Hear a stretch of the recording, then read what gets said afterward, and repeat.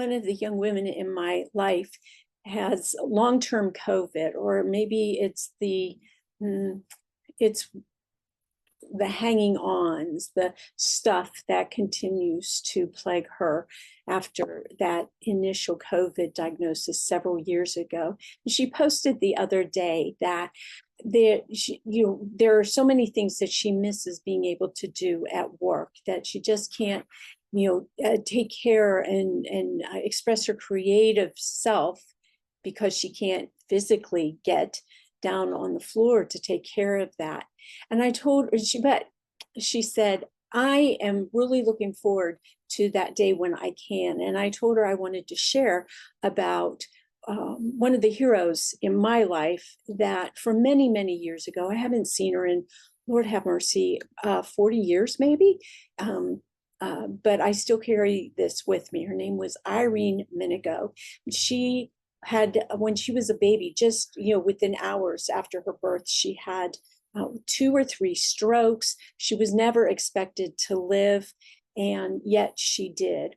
And the whole time I knew her, and I'm sure when she was growing up, her arm was shriveled up like this from the stroke, and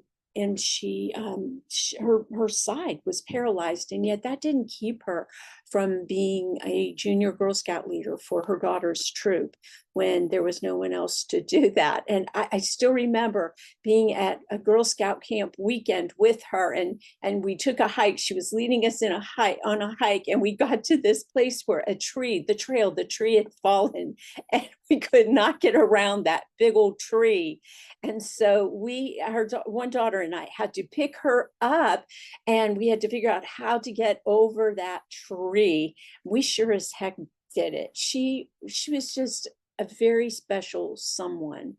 Well, I saw her, I hadn't seen her in, I think, the whole of my teenagehood until I was 19, right before I left.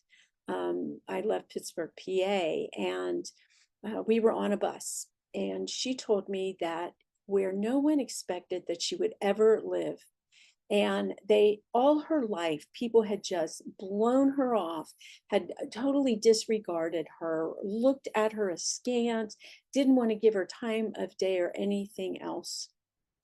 There she was. She had gone back to school. She'd gotten her pharmacy degree, and she was working for, I believe it was Rite Aid Pharmacy, as a pharmacist. Amazing story to me. So I hold that memory of Irene in my mind, in that conversation on the bus, and just watching what happens when we say, I'm going to do this.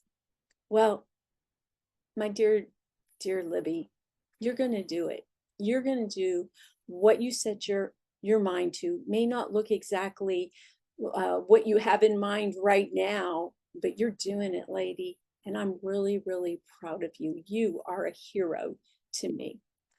Hey, who's a hero in your life? Don't do like I did and let 40 years go by without telling your Mrs. Menego, wow, I just really admire you and what you did, and you have been a great model in my life. Who is your Mrs. Menego?